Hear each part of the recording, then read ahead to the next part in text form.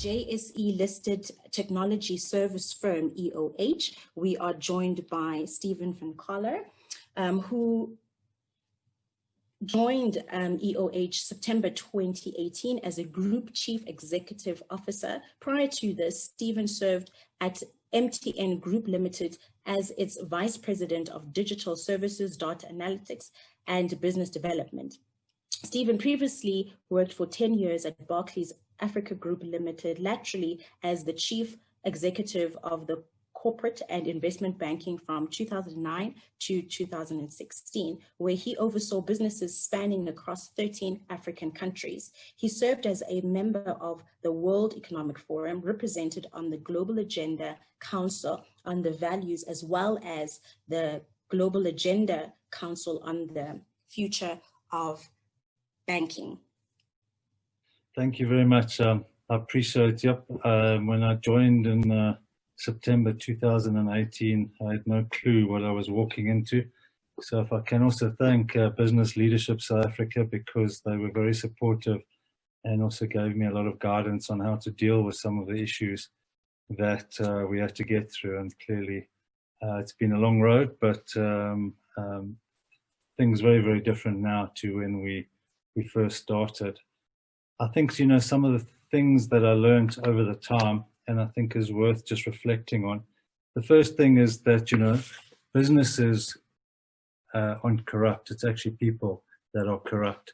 And so you really need to deal with the people in your organization and make sure that when you hire and when you give, you know, positions away and you're bringing people in, that they are the right people. I've always said, you know, culture is absolutely critical, because, you know, culture is much more important. It beats strategy every day. If you get your culture right, you will get your business right. The second thing is, that I also learned, is 99% of people are honest, proud, and just want to do the right thing. And this is a big asset in a firm, actually, which I don't think we use enough, is that, you know, people are actually your biggest asset.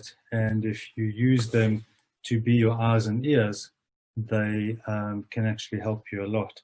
But, you know, one of the things we did was we created a whistleblowing app. It was called Expose It, through our forensics business called Extend.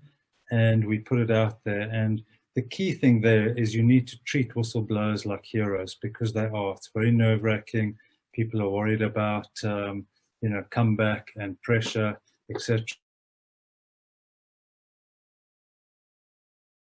It was one of the things we learned very early on, and I was very lucky to get a lot of information that people were dying to actually give somewhere but didn't know where to give it. In fact, some people came with whole files of information because they'd been collecting it because they didn't like what they saw, but they didn't know where to go. So you need to take them seriously. You need to ensure it's anonymous, and you need to give them feedback. You know, treat them like the heroes they are.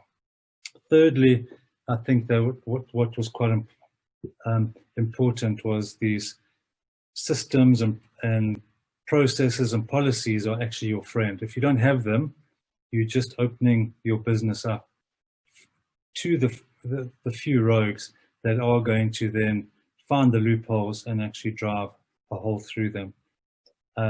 What I've found really important looking back is that policies are actually protection for your employees. So when someone comes and wants to do something that's corrupt or you know, something like that, they know what the tram lines are. That's what a policy is. It doesn't have to be the be all and end all or the perfect. It just needs to give those tram lines. And then people can hide behind them and say, no, we're not allowed to do that, or we can't do that because our policy says X, Y, and Z. If you don't have them, people don't have a reference point. And what happens is the business starts fraying around the edges and you get this new normal. I call it the taxi effect.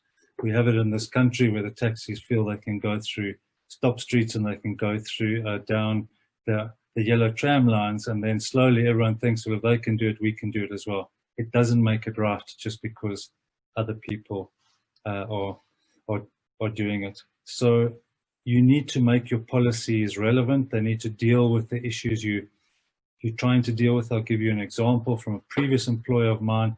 They had a policy that you could only spend, I can't remember the exact amount, but it was like 50 Rand or 30 Rand on breakfast.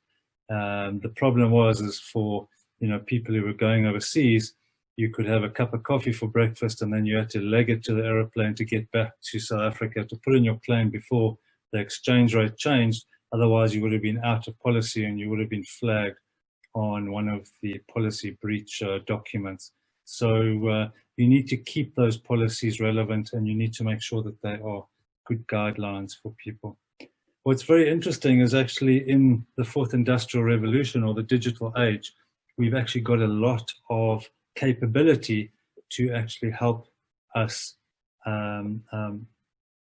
have a look at what's going on in our organization, whether you talk about machine learning, whether you talk about AI, whether you talk about just general checks as things are going through. You can actually build those gates. And we found that once you do that, you very, very quickly pick up trends and patterns, and you can actually then go after them and investigate them. And even if you find nothing, it at least gives you confidence that you are dealing with things. I think it's so important today.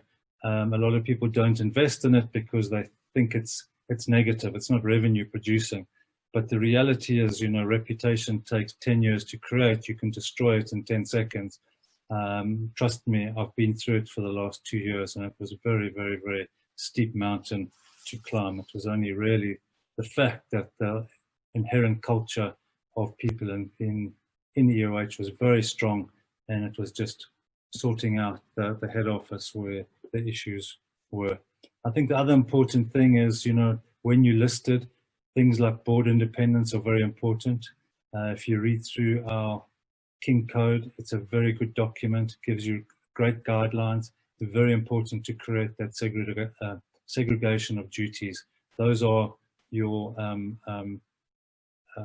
safety nets, if I can call it, in the banking industry, and I'm sure my ex-colleague will talk about it later, but we used to talk about these 3 lines of defense. The first line is really the frontline people who are actually dealing.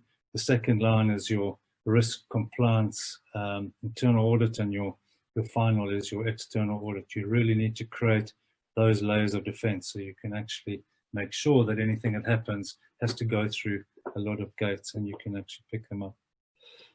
I think one of the most important things was, the fish, as they say, the fish rots from the top. And so leadership today is really important. You've got to lead by example. And I think in a digital world, being 100% totally transparent is probably the most important thing. The second thing is actually just being, with your people, treating them like, and your customers like the adults they are. Treat them as equal.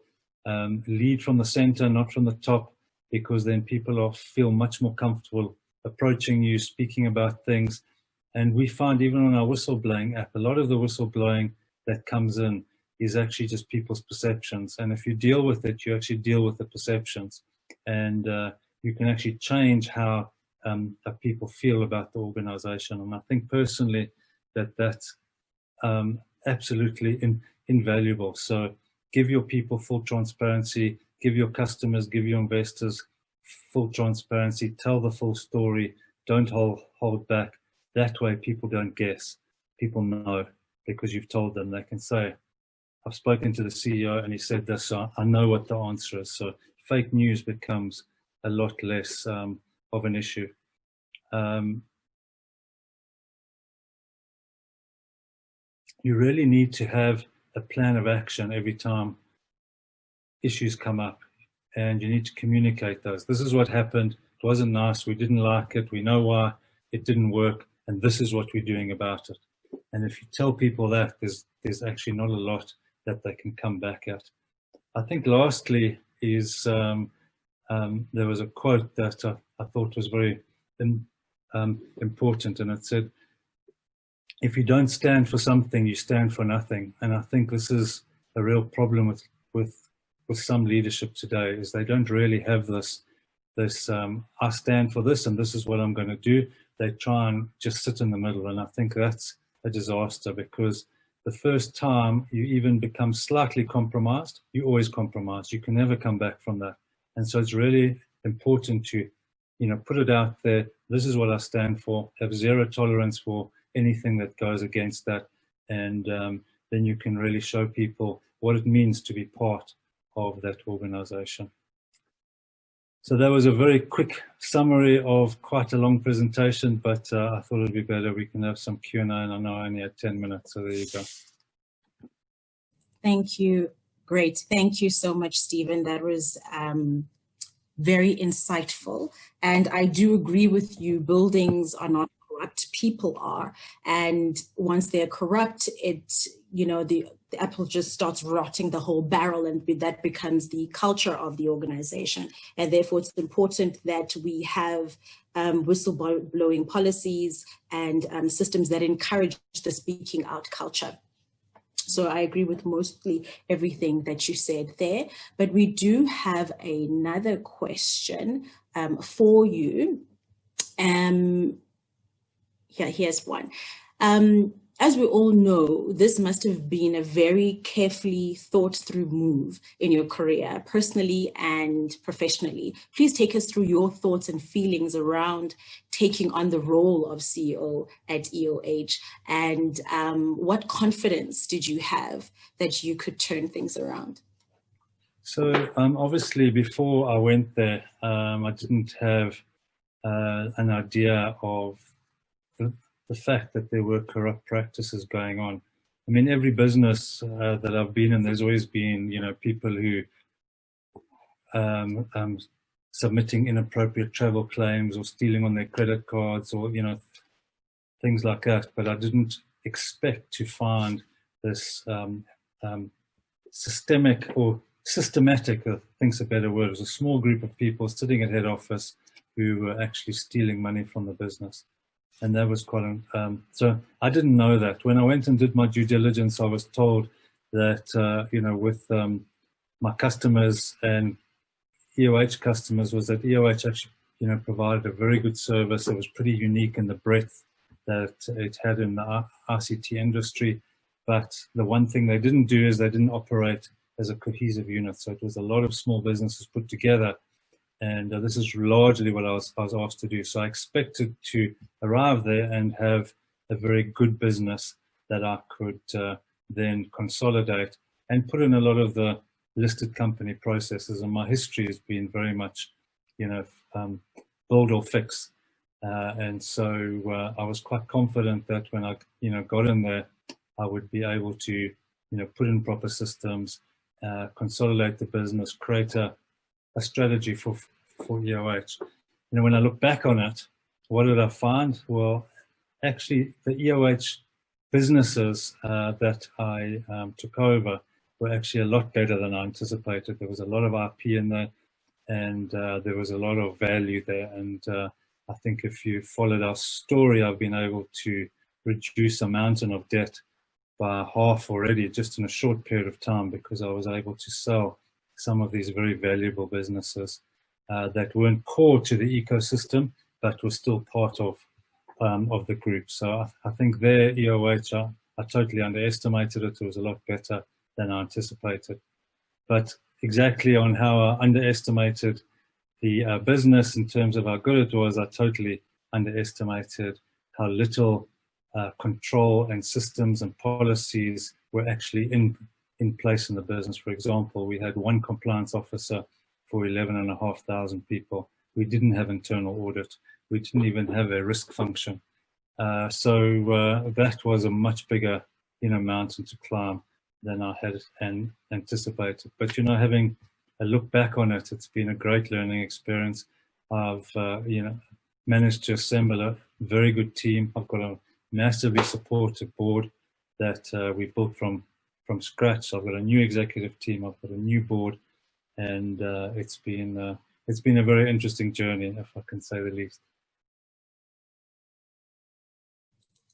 Great, thank you. With the 5 minutes left, I think I'm going to take one from the floor that we have from Sihle Chamani, and it reads as follows: ethical conduct has been the focus of what organizations have prided themselves of the values they've articulated. What has resulted in these values to be just monumental rather than practical demonstrations? Failures from senior leaders and trusted leaving contrary seems to be consistent. Yeah, I think it's, I mean, I've actually penned a few things on this. I mean, I think it's actually failing in the capitalist system and the way it works. You know, we've ended up with shorter and shorter financial goals, and people get paid and rewarded on shorter and shorter time frames. And this has, you know, this drives some of that behavior. And I think the whole reward system within corporates needs to be relooked. There's a longer discussion with this, but if you think about family-owned businesses, they've got a very long-term view, because it's not about them, it's about creating a future for their kids and their kids' kids, and so they look at the business very differently. If you're not family-owned and you're just a listed entity, the way reward works these days largely, and it's getting better, but it rewards you for the short term, and this is what I think drives some people to turn a blind eye and not, think about building long term for the business, because if they're there just for the short term, they make their money, they leave, well, then it's someone else's problem.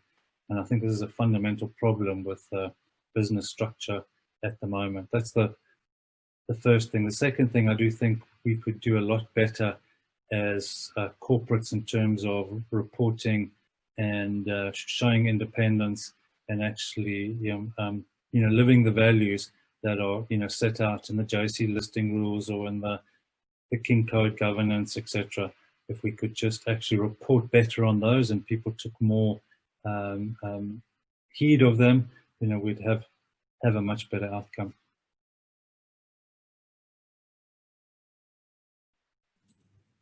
Thanks, Stephen. We have actually time for one more.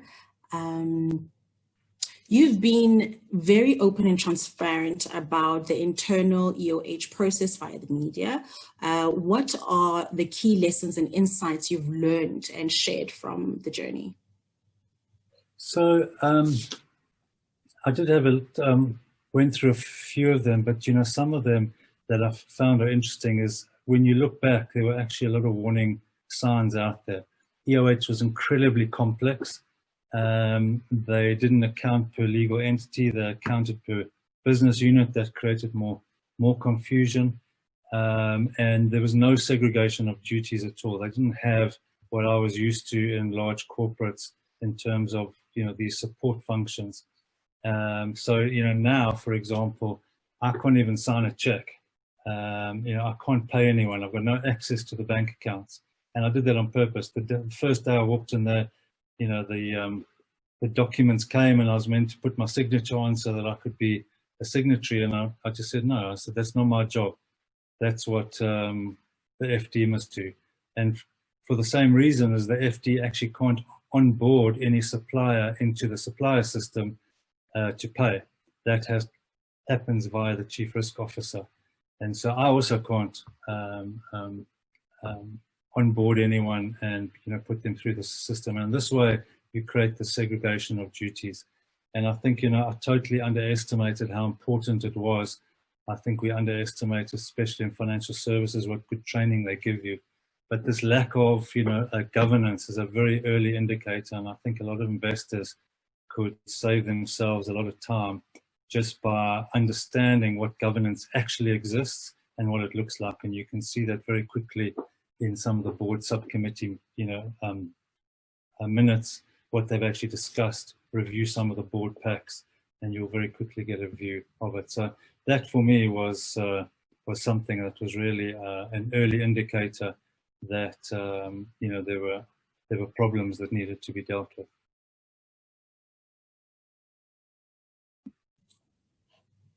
Thank you, Stephen, for that. Really appreciate your input, and I particularly enjoyed the media campaign that was on LinkedIn regarding the value and the culture at EOH. And I thought that was leading forward and very strong, coming from that level of leadership at EOH. So thank you for that.